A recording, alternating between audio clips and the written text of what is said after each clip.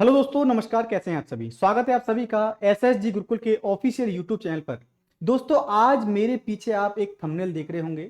आपने थंबनेल के माध्यम से भी चीजों को देख लिया होगा कि आज मैं आपको क्या बताने वाला हूं। दोस्तों, जब भी आप कोई युद्ध लड़ते हैं या जब भी आपको कोई भी आगे कार्य करना होता है तो उसकी रणनीति आपको बना लेना बहुत जरूरी है। मैं आपको बस वही बताने वाला हूं कि दोस्तों, अगर आप लोग कर रहे हैं एसएससी जीडी की तैयारी तो तैयार हो जाइए अभी से, क्योंकि एसएससी जीडी 2023-24 जो था वो समाप्त हो गया है। 24 में जो फॉर्म आने थे आ गए, उसका एग्जाम आपने दे लिया है। अगर जिन बच्चों का एग्जाम सही नहीं हुआ है, जो बच्चे ये सोचते हैं सर इस बार तो मैं चूक गया हूं, तो बच्चों इस बार जो 24-25 का पेपर होने वाला है, 24-25 की जो वैकेंसी आने वाली हैं, पूरी कमर कस लीजिए। इस बार ये एग्जाम निकालना जरूरी है, क्योंकि ये आपके सपनों का एक घर भी है, सपनों का एक आशियाना भी है। यही है एसएससी जीडी में ही अगर आप देखते हैं तो बच्चों आपको जुड़ जाना है। चलिए, आज हम जानने वाले हैं कि एसएससी जीडी का जो नोटिफिकेशन है ये कब आएगा, है ना। फॉर्म कब से फिल होंगे, इसकी उम्र सीमा क्या होती है, आयु क्या होती है, सिलेबस क्या होता है, क्वालिफिकेशन में क्या है, और इसका मेजरमेंट टेस्ट क्या होता है, रेस कितनी होती है, सब कुछ बहुत अच्छे से और कायदे से जानेंगे। अगर आपको कहीं भी डाउट लगे, है ना, कहीं भी डाउट लगे तो कमेंट करके एक बार बताना जरूर, है ना। तो चलिए बच्चों, सबसे पहली चीज तो आपको यह जान लेनी है कि पिछले वर्ष ही कैलेंडर जारी कर दिया गया था 2024-25 की वैकेंसियों के लिए। इसमें स्पष्ट तौर पर बता दिया गया है बच्चों, यहां पर मैं आपको बता दूं, यहां पर स्पष्ट तौर पर बता दिया गया है कि 2000, आप यहां पर देखेंगे कि सर स्पष्ट तौर पर आपको बता दिया गया है कि 2024 और 25 की जो वैकेंसियां हैं, 2024 और 25 की जो वैकेंसियां हैं वो कब तक आने वाली हैं। तो 27 अगस्त 2024 को, 27 अगस्त इसी साल, 27 अगस्त 2024 को एसएससी के द्वारा एक नोटिफिकेशन जारी किया जाएगा, और उस नोटिफिकेशन में आपको बताया जाएगा कि बच्चों जो आप सपना देखते हो, जो आप ख्वाब देखते हो, कर लीजिए पूरा, क्योंकि ये हम लेकर आ गए हैं दोबारा से आपके लिए वैकेंसियां। तो सबसे पहली चीज जो यहां पर दे रखी है ना, वही मैं आपसे चर्चा करूंगा। पूरी डिटेल में जानेंगे कि आखिर क्या रणनीति रहनी चाहिए आपकी आने वाले एग्जाम पर। तो पहली चीज वही कि सर जो इसका नोटिफिकेशन है, जो नोटिफिकेशन एसएससी जीडी 2024-25 के लिए है, ये कब आने वाला है ना, 24-25 के लिए जो नोटिफिकेशन है ये कब आने वाला है। तो नोटिफिकेशन का जो डेट रहेगा बच्चों, ये 27 अगस्त 2024 रहने वाला है। 27 अगस्त 2024 को नोटिफिकेशन आएगा, और इसी दिन से फॉर्म फिल होना स्टार्ट हो जाएंगे, है ना। इसी दिन से आप क्या कर पाएंगे, फॉर्म को फिल कर पाएंगे। समझिएगा, ये एसएससी ने बता दिया है। एसएससी ने जब कैलेंडर लास्ट ईयर जारी किया था, उसी समय उसने बोल दिया था कि ये हमारी रणनीति रहने वाली है। तो जो नोटिफिकेशन आएगा 27 अगस्त को आएगा, इसी दिन से हम फॉर्म फिल करना स्टार्ट कर देंगे। इसकी लास्ट डेट कब रहने वाली है, तो इसमें बताया गया है कि इस एग्जाम की जो हम लास्ट डेट रखने वाले हैं बच्चों, जो क्या है वो 27 सितंबर तक क्या करेंगे, इसमें आप फॉर्म फिल कर सकते हैं। एग्जाम जो है वो दिसंबर 2024 या जनवरी 2025 में होने वाला है। दिसंबर 2024 या जनवरी 2025 में यह एग्जाम करा लिया जाएगा। अब आपके मन में एक शंका होगी, आपके मन में एक प्रश्न होगा कि सर वैकेंसी कितनी होना भी चाहिए, लाजमी है, क्योंकि हर एग्जाम जब आप देते हैं तो आपके माइंड में एक टेबल बनी होती है कि सर एग्जाम तो हम दे रहे हैं, लेकिन कितने पदों के लिए परीक्षा हो रही है। तो सबसे पहले हम एनालिसिस करेंगे 2024 पर। 2024 की हम जब भी बात करेंगे तो आपको दिखेगा एक नंबर कि सर जो वैकेंसी आई थी वो 26,146 पदों के लिए आई थी। एसएससी की एक अपनी विशेषता रही है, एसएससी की एक अपनी विशेषता रही है कि एसएससी हमेशा क्या करता है कि वैकेंसियों को इंक्रीज करता है लास्ट सिलेक्शन तक। तो हो सकता है यह जो पद हैं आपके 30,000 से लेकर 50,000 के बीच में हो जाएं। संभावना ज्यादा है ना, संभावना ज्यादा है। अब हम बात कर लेते हैं कि सर 2024-25 में कितने पद आने की संभावना है, 24-25 में कितने पद आ सकते हैं। तो मैं एक अनुमान ही लगा सकता हूं, है ना। अनुमान के अनुसार जो है इस बार जो पद आने की उम्मीद है वो 25,000 से लेकर 35,000 तक, है ना। 25,000 से लेकर 35,000 के आसपास आपको इस वर्ष पद देखने को मिलेंगे। और इसमें भी सेम वही जो हर वर्ष होता रहा है, सेम वही जो हर वर्ष होता रहा है, इसमें भी जो नंबर ऑफ वैकेंसी है वो बढ़ेंगी, अंतिम चयन तक ये वैकेंसियां बढ़ जाएंगी, है ना, अंतिम चयन तक ये वैकेंसियां बढ़ जाएंगी, याद रखिए आप लोग। ठीक भाई, तो आप लोग तो इतना समझ गए होंगे। अब आगे हम बात करते हैं कि सर जो एप्लीकेशन फी होगी वो क्या रहने वाली है, एप्लीकेशन की फीस क्या रहने वाली है, कितनी फीस इसमें रखी जाएगी। तो बेटा इसमें जनरल, ओबीसी और ईडब्ल्यूएस के लिए फीस जो होती है वो 100 रुपए होती है ना, ईडब्ल्यूएस, जनरल और ओबीसी के लिए 100 रुपए फीस होती है। वहीं बात करें हम एससी एसटी के लिए 0 है, और किसी भी कैटेगरी की जो फीमेल है उनके लिए भी एसएससी के द्वारा कोई फीस नहीं ली जाती है। तो मात्र आप क्या कर सकते हैं, जो 3 कैटेगरी हैं, जनरल, ओबीसी और ईडब्ल्यूएस, ये मात्र 100 रुपए देके अपना फॉर्म भर सकते हैं, 100 रुपए देकर के अपना फॉर्म फिल कर सकते हैं। बाकी जो रिजर्व कैटेगरी हैं उनको कोई फीस देने की जरूरत नहीं है, कोई भी इनके लिए परीक्षा शुल्क इसमें नहीं रखा जाता है, परीक्षा शुल्क एकदम शून्य है। ठीक है, हम बात करें कि सर इसकी एज लिमिट क्या होती है, एसएससी के अंदर जो एज लिमिट है वो कितनी है। तो यहां पर हम जानेंगे मिनिमम एज, यानी अगर आपने 18 वर्ष की आयु पूरी कर ली है, अगर आपकी उम्र 18 साल हो गई है तो आप इसमें निश्चित तौर पर फॉर्म भर पाएंगे। और मैक्सिमम एज कितनी होनी चाहिए भैया, तो 23 साल। तो 18 से लेकर 23 साल के बीच के अगर आप अभ्यर्थी हैं, अगर आप अभ्यर्थी 18 से 23 साल के बीच के हैं तो निश्चित तौर पर आप इस फॉर्म को भर सकते हैं। सर इसमें एज रिलैक्सेशन क्या होता है, तो as per rule SC ST के लिए 5 साल का रिजर्वेशन होता है, ओबीसी के लिए 3 साल का रिजर्वेशन होता है, और एक्स सर्विसमैन के लिए भी 3 साल का ही इसमें रिजर्वेशन होता है। तो ये इसमें क्या है बच्चों, रिलैक्सेशन होता है, रिजर्वेशन होता है। आपको नौकरियों में जो आरक्षण दिया जाता है वो इस नियमानुसार दिया जाता है ना। एससी एसटी के लिए 5 साल का, ओबीसी के लिए 3 साल का, और एक्स सर्विसमैन के लिए भी 3 साल का। मान के चलते हैं कि अगर आपकी उम्र 18 वर्ष है, अगर आपकी उम्र 18 वर्ष है तो 18 वर्ष में सर कौन कौन आएगा, तो इसमें जनरल कैटेगरी के विद्यार्थी आएंगे, जनरल कैटेगरी के आएंगे, और ईडब्ल्यूएस वाले आएंगे, है ना, ईडब्ल्यूएस वाले आएंगे। अब जो सर ओबीसी होगा, ओबीसी जो होगा सर इसमें क्या है, ओबीसी कितने, 18 से 23 है, 18 से 23। ओबीसी का जो विद्यार्थी होगा वो 26 वर्ष तक भी इस परीक्षा को दे सकता है, इस भर्ती को दे सकता है, देख सकता है। एससी और एसटी की बात करेंगे हम, तो एससी एसटी वाला जो विद्यार्थी होगा, अभ्यर्थी होगा, वो 28 वर्ष की आयु तक इस फॉर्म को भर पाएगा, वैकेंसी को इसमें मतलब इस परीक्षा को दे सकता है। इसके बाद अगर हम एक्स सर्विसमैन की बात करेंगे, एक्स सर्विसमैन की बात करेंगे तो ये भी कितना बच्चों, तो ये भी 26 वर्ष की आयु तक ही इस परीक्षा को दे सकता है। तो ये हमारे यहाँ एज रिलैक्सेशन होता है ना, एज का एक क्राइटेरिया है। इस एज के अंतर्गत आने वाले जो अभ्यर्थी हैं वही इसमें फॉर्म अप्लाई कर सकते हैं। हम आगे चर्चा करेंगे, आगे बात करेंगे कि सर आपका जो एजुकेशनल क्वालिफिकेशन क्या होती है, यानी योग्यता क्या है, कितनी योग्यता धारण करने वाला व्यक्ति इसमें फॉर्म भर सकता है। तो बच्चों हम योग्यता के स्तर पर देखेंगे तो बहुत ज्यादा नहीं है, क्योंकि ये क्या है बेटा, ये आपकी जीडी की वैकेंसी है, यानी आपकी जनरल ड्यूटी की वैकेंसी होती है। अगर आपने भारत के किसी भी विद्यालय से 10th क्वालिफाई कर लिया है ना, भारत के किसी भी विद्यालय से अगर आपने 10th क्वालिफाई कर लिया है, मोर देन सफिशियंट, आप 10th पास होने चाहिए बस, आप फॉर्म भर सकते हैं। क्योंकि ये क्या है, सामान्य ड्यूटी है, जनरल ड्यूटी है।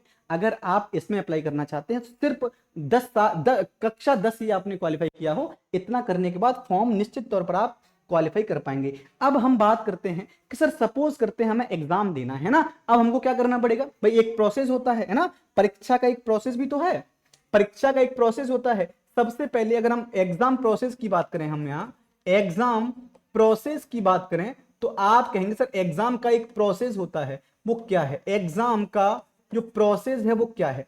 सबसे पहले क्या होगा सर, तो कंप्यूटर बेस्ड एग्जामिनेशन होगा, नंबर फर्स्ट स्टेज है, कंप्यूटर बेस्ड एग्जामिनेशन होगा। यानी अगर आप पहली स्टेज पर देखेंगे आपका ऑनलाइन एग्जाम होगा। दूसरा क्या है सर, तो है ना, आप बोलेंगे सर दूसरा क्या होता है, मेजरमेंट टेस्ट होता है भैया। फिर आपका क्या होता है सर, फिर आपका फिजिकल स्टैंडर्ड टेस्ट होता है, सर आपका क्या होता है, डीबी और मेडिकल होता है। तो ये आपकी प्रक्रियाएं हैं, इन प्रक्रियाओं से आपको गुजरना पड़ता है और इन प्रक्रियाओं को देने के बाद आपका अंतिम चयन होता है। तो यही प्रक्रिया है, हम बारी बारी से समझते हैं।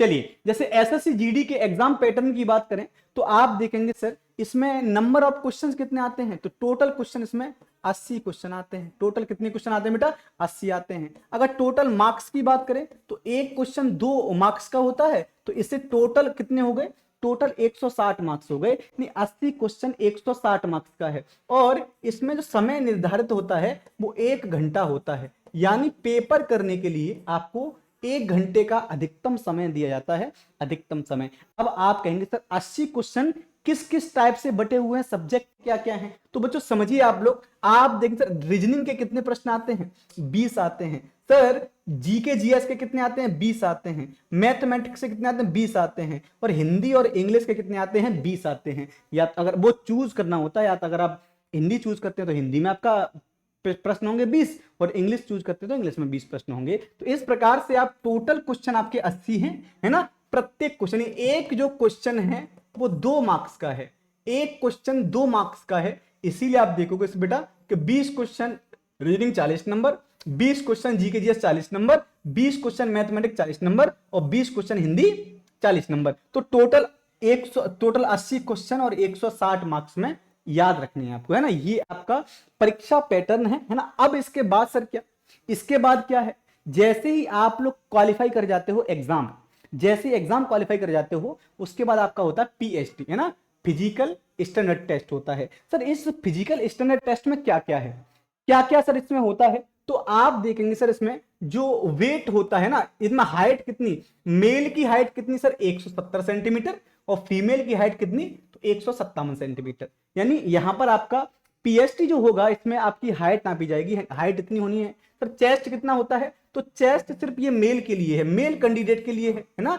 मेल कैंडिडेट के लिए है। कितना, तो 80 सेंटीमीटर होता है, और 5 सेंटीमीटर फुलाव के साथ मांगते हैं तो 85 सेंटीमीटर हो जाएगा, है ना। नॉर्मल 80 और 5 सेंटीमीटर का फुलाव के साथ ये 85 सेंटीमीटर हो जाएगा, ठीक है। वहीं हम सर फीमेल की जो हाइट होती है ना, हाइट की बात, वेट की बात करें, सॉरी, जो वेट होगा मेल और फीमेल, तो उनकी हाइट के अनुसार उनका वेट होना चाहिए, हाइट के अनुसार ही उनको वेट नापा जाएगा, ना तो ज्यादा कम होना चाहिए ना ज्यादा ज्यादा होना चाहिए। तो ये आपको याद रखना है। इसके बाद आप देखेंगे सर हमारा फिजिकल एफिशिएंसी टेस्ट होगा, उसमें क्या होना है, उसमें आपकी रनिंग होती है। रनिंग कितनी है सर, तो 5 किलोमीटर रनिंग 24 मिनट में किसके लिए है, ये मेल कैंडिडेट के लिए है ना, मेल कैंडिडेट के लिए है, यहां याद रखना है।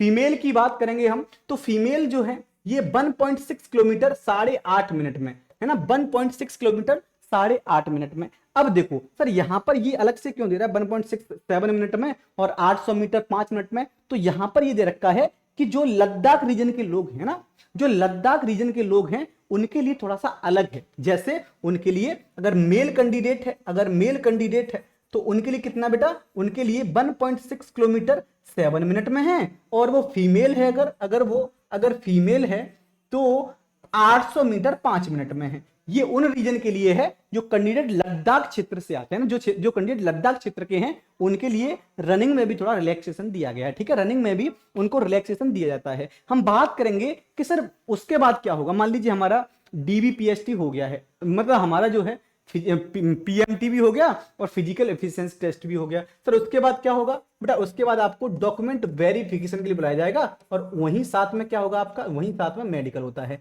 मेडिकल नॉर्मल होता है, ज्यादा टफ मेडिकल नहीं होता। जैसे आपकी आई टेस्ट किया जाता है ना, यूरिन टेस्ट होता है, ब्लड टेस्ट होता है, ये छोटे छोटे टेस्ट होते हैं, और टेस्ट होने के बाद ही आने वाले 7-8 घंटे में शाम तक आपका रिजल्ट आ जाता है और आपको घोषित कर दिया था भाई आप क्या है, एकदम फिट हैं। इसके बाद क्या होगा सर, इसके बाद आपकी आती है फाइनल मेरिट, फाइनल मेरिट आती है, और उसी फाइनल मेरिट के आधार पर आपका सिलेक्शन होता है, उसी फाइनल मेरिट के आधार पर आपका सिलेक्शन हो जाता है। तो यही है बेटा एक प्रोसेस। अब हम बात करते हैं कि सर इस प्रोसेस जो है इसके लिए जो सिलेबस है वो क्या क्या होता है, सिलेबस जान लेते हैं। पहले कुछ कंडीशन है उनको जान लीजिए। इसमें स्पष्ट रूप से बोल रखा है each question will carry 2 marks, यानी प्रत्येक क्वेश्चन 2 नंबर का रहेगा। 0.25 की नेगेटिव मार्किंग है। अब यहां पर थोड़ा समझिए, 0.25 की क्या भैया नेगेटिव मार्किंग है, नेगेटिव मार्किंग 0.25 की जो है वो नेगेटिव मार्किंग है। इसका मतलब क्या हुआ, इसका मतलब ये होता है अगर आपने 4 क्वेश्चन गलत कर दिए, 4 क्वेश्चन गलत कर दिए तो एक क्वेश्चन जो सही होगा उसको काट लिया जाएगा, है ना, एक क्वेश्चन सही होगा उसको काट लिया जाएगा, याद रखना भाई। तो नेगेटिव मार्किंग जो है वो 0.25 की नेगेटिव मार्किंग इसमें रखी जाती है, ठीक। इसमें अगला क्या कह रहा है सर, इसमें दे रखा है the exam will be educate conducted in both Hindi and English, यानी हिंदी और इंग्लिश में ये एग्जाम कंडक्ट कराया जाता है। The candidate who clear this stage will be selected for PMT और पीएसटी। जैसे ही आप रिटन एग्जाम क्वालिफाई कर जाते हैं, आपको अन्य जो प्रक्रियाएं होती हैं उनके लिए एलिजिबल मान लिया जाएगा, जो मैंने आपको ऊपर बता दिया है। अब हम बात करते हैं सर इसका सिलेबस क्या है।